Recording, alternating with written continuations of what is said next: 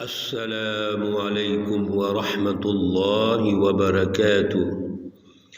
اعوذ باللہ من الشیطان الرجیم، بسم اللہ الرحمن الرحیم۔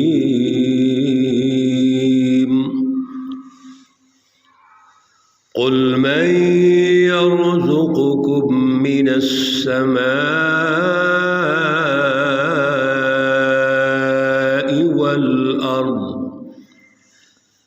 والأرض أم من يملك السمع والأبصار ومن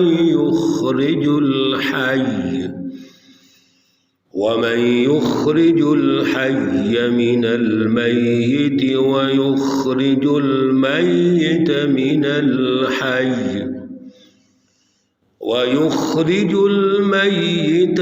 الحي ومن يدبر الأمر فسيقولون الله فقل أفلا تتقون۔ صدق اللہ العلی العظیم۔ اللہم صل علی سیدنا ومولانا محمد النبی الأمی وعلى آلہ وأصحابہ وبارک وسلم وصل علیہ۔ معزز بہنوں اور بھائیوں، آج جو آیات مقدسہ ہمارے زیر مطالعہ ہیں، آیت مقدسہ نمبر 31، 32 اور 33 ہیں۔ سورہ یونس ہے، 11واں پارہ ہے۔ سورہ مقدسہ کا رکوع نمبر 4 اور پارے کا رکوع نمبر 9 یہاں سے شروع ہو رہے ہیں۔ گزشتہ درس میں اللہ رب العزت نے وہ تمام معبودان باطل جن کی آڑ اور عنوان کے تحت ہم اللہ رب العزت کا مقابلہ کرتے ہیں، شرک کرتے ہیں، اور حزب اللہ کی جو سچی جماعت ہے اس کی رہنمائی کو بھی ہم قبول نہیں کرتے، اللہ رب العزت نے ان کی مذمت فرمائی تھی کہ یہ جتنے بھی تمہارے معبود ہیں یہ کچھ بھی نہیں کر سکتے، بلکہ یہ تو بیزاری کا اعلان کر دیں گے۔ جب اللہ رب العزت ان سے پوچھیں گے کہ یہ آپ کی عبادت کرتے تھے اور آپ کے ساتھ نسبت قائم کرتے ہیں کہ اللہ رب العزت کے مقابلے میں ہم نے ان کو پکارا، ان کو بلایا، تو اللہ رب العزت ان سے سوال کریں گے تو وہ فوراً انکار کر دیں گے۔ اگر تو وہ انبیاء علیہم السلام اولیاء اللہ کی شکلوں میں ہے تو وہ کہیں گے یا اللہ یہ تو ممکن ہی نہیں ہے۔ جیسے حضرت عیسیٰ علیہ السلام فرمائیں گے یہ کیسے ہو سکتا ہے کہ میں ان کو یہ کہوں کہ میں اللہ کا بیٹا ہوں یا میں خدا ہوں تو میری عبادت کرو۔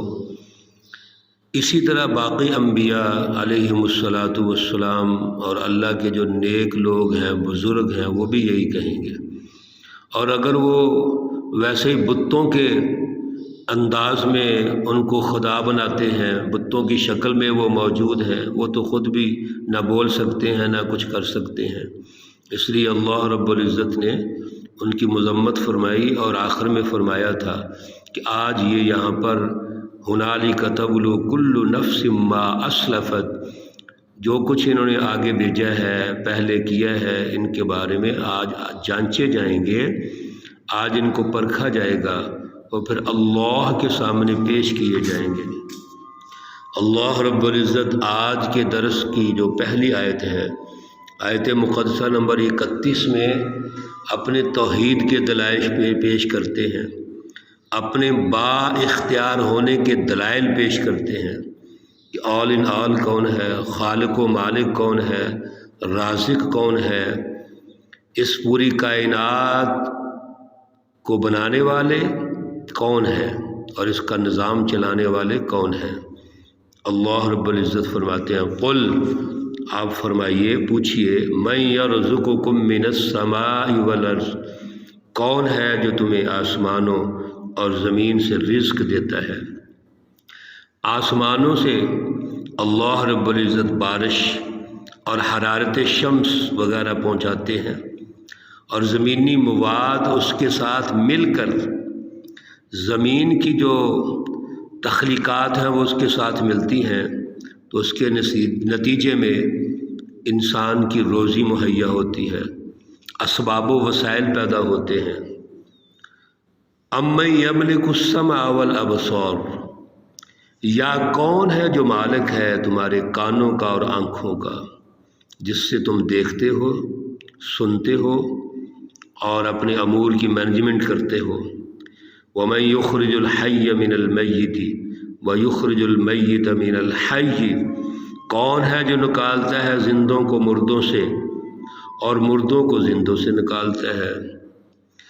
اللہ رب العزت ہی ہے جو ایک نطفے سے یا بیضہ سے جاندار کو پیدا کرتا ہے، پھر جاندار سے وہی نطفہ اور بیضہ پیدا ہوتا ہے۔ اسی طرح اس کو اس انداز میں بھی سمجھیے کہ روحانی اور معنوی اعتبار سے جو شخص یا قوم مردہ ہو جائے، اللہ رب العزت ان میں سے زندہ دل افراد کو پیدا کر دیتے ہیں۔ اللہ نے اپنے نبیوں کو بھیجا، مردہ قوموں میں بھیجا، انہوں نے وہاں زندگی پیدا کر دی۔ اسی طرح زندہ قوموں کے اندر بھی ایسے جو ان کے اخلاف نالائق لوگ پیدا ہو جاتے ہیں، وہ بدبختی اور موت قوموں پر طاری پیدا کر دیتے ہیں، نظام ظلم کو پیدا کر دیتے ہیں۔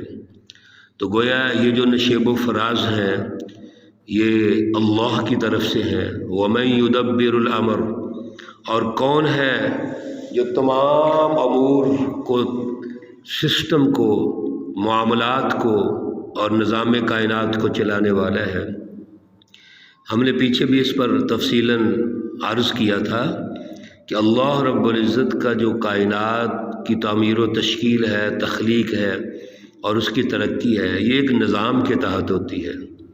اللہ رب العزت نے ایک تدبیری نظام بنایا ہوا ہے جس کے تحت یہ سارے جو بڑے بڑے سیارات ہیں وہ کام کر رہے ہیں، ان کی باقاعدہ نگرانی ہو رہی ہے، ان کی باقاعدہ مینجمنٹ طے کر دی گئی ہے، اور وہ اپنے دائروں کے اندر وہ گردش کر رہے ہیں، گھوم رہے ہیں۔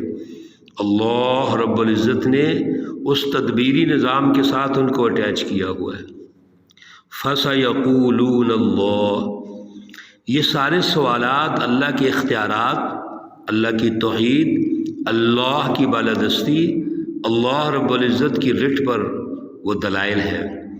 اور پھر یہ جب ان سے سوال کیا جاتا ہے تو فَسَيَقُولُونَ اللَّهُ، وہ کہتے ہیں یہ تو اللہ ہے جو ان سارے نظام کائنات کے پیچھے اور تدبیری نظام کے پیچھے موجود ہے۔ فَقُلْ أَفَلَا تَتَّقُونَ، تو آپ کہہ دیجئے پھر آپ ڈرتے نہیں ہو۔ فَذَلِكُمُ اللَّهُ رَبُّكُمُ الْحَقُّ، یاد رکھیے یہ اللہ ہے جو تمہارے رب ہیں، جو سچے ہیں۔ فَمَاذَا بَعْدَ الْحَقِّ إِلَّا الضَّلَالُ، جب یہ ساری چیز واضح ہو گئی کہ اللہ ہی با اختیار ہے، رب الناس، مالک الناس، الہ الناس، اللہ کی ذات اقدس ہے، تو پھر اس کے بعد گمراہی کا کیا مطلب ہے؟ فَأَنَّا تُصْرَفُونَ، آپ کہاں بھٹکے جاتے ہو؟ اللہ رب العزت سوالیہ انداز میں، انا یہ حرف استفہام ہے، سوال کر رہے ہیں کہ پھر آپ کیوں بھٹک رہے ہو؟ کیوں اللہ رب العزت کے رہنمائی کو چھوڑ کے گمراہی کی طرف جاتے ہو؟ جبکہ آپ کو اعتراف بھی ہے، مشرکین مکہ بھی اعتراف کرتے تھے، اور ہر دور کے اندر مشرکین، کفار اور منافقین نے یہ اعتراف کیا ہے کہ واقعتاً اللہ رب العزت ہی ان تمام امور کے پیچھے ہے۔ پچھلے درس میں بھی ہم نے پڑھا تھا کہ مخلصین لہ الدین، جب یہ مشکلات میں ہوتے ہیں اور پریشان ہوتے ہیں، مصائب اور پھر دریاؤں کے اندر موجوں کے درمیان پھنسے ہوتے ہیں، تو اللہ کو خالص طریقے سے پکارتے ہیں۔ اس کا مطلب ہے اقرار ہے ان کے پاس۔ اللہ رب العزت اس لیے فرماتے ہیں فَأَنَّا تُصْرَفُونَ، یعنی آپ انداز دیکھیے اللہ رب العزت کا ہمیں سمجھانے کا، کہ اللہ فرماتے ہیں جیسے کسی بندے سے پیار ہو ہمیں، ہم کہتے ہیں یار ایسے کیوں آپ کرتے ہو، کیوں آپ ہمارے ساتھ نہیں دیتے، کیوں ہماری بات نہیں مانتے، ہم تو سچے ہیں۔ اللہ اپنے بندوں سے بھی اسی پیار کے انداز میں کہتے ہیں کہ ساری باتیں تسلیم کرنے کے بعد بھی تم کہاں پھر رہے ہو، کہاں بھٹکے جا رہے ہو، کیوں رہنمائی حاصل نہیں کر رہے۔ اللہ کو اپنے بندے سے دیکھے کتنا پیار ہے۔ کذالک حقت کلمۃ ربک علی الذین فسقوا انہم لا یؤمنون۔ اگلی آیت نمبر 33 میں اللہ رب العزت اسی بات کو ہمیں سمجھاتے ہیں، رہنمائی دیتے ہیں کہ اسی طرح اللہ رب العزت کی جو بات ہے وہ سچی ہو گئی۔ کن لوگوں کے لیے؟ فاسقین کے لیے۔ انہم لا یؤمنون، کہ یہ ایمان نہیں لائیں گے۔ یعنی اللہ رب العزت میں جو ہمیں دو راستے دے دیے تھے، ایک مومنوں کا راستہ ہے، حزب اللہ کا راستہ ہے، دوسرا حزب الشیطان کا راستہ ہے، کفار، فاسقین، منافقین اور مشرکین کا راستہ ہے، اور یہ مشرکین اور کفار اللہ کی رہنمائی کو تسلیم نہیں کریں گے، اللہ پر ایمان نہیں لائیں گے، تو یہ ثابت ہو گیا کہ اللہ پر ایمان نہیں لانا چاہتے۔ اس لیے اللہ رب العزت نے ہمیں ان دونوں راستوں میں سے درست راستے کے انتخاب کی تلقین فرمائی ہے کہ راستہ پہلے جو درست ہے اس کا انتخاب کرو، جو صراط مستقیم ہے اس کا انتخاب کریں، اس کو حاصل کرنے کی جد و جہد کریں، اس کا شعور اور نظریہ حاصل کریں، اور پھر اس راستے کے جو تقاضے اور دائرے ہیں وہ سمجھیں، اس کے پریکٹیکل جو دائرے ہیں وہ سمجھیں۔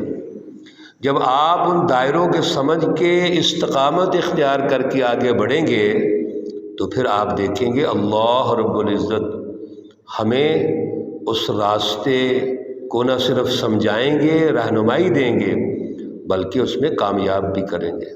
اللہ رب العزت ہمارے قلوب میں وہ اعلیٰ نظریہ اور اعلیٰ شعور عطا فرمائے جو اللہ کی بالادستی کو تسلیم کرنے کا ہے۔ اللہ رب العزت ہمارے دلوں میں اپنا تقوی اور رضا نصیب فرمائے۔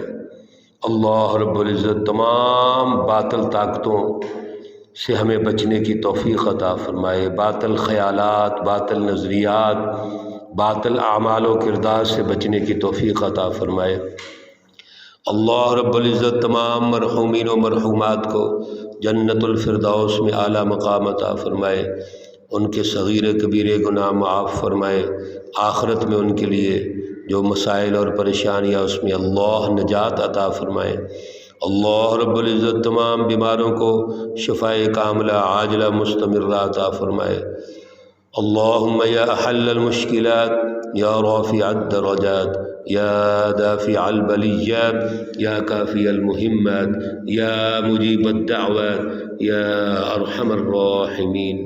ربنا تقبل منا إنك أنت السميع العليم وتب علينا إنك أنت التواب الرحيم، وصلى الله تعالى على النبي الأمي محمد وعلى آله وأصحابه أجمعين برحمتك يا أرحم الراحمين۔ السلام عليكم ورحمة الله وبركاته۔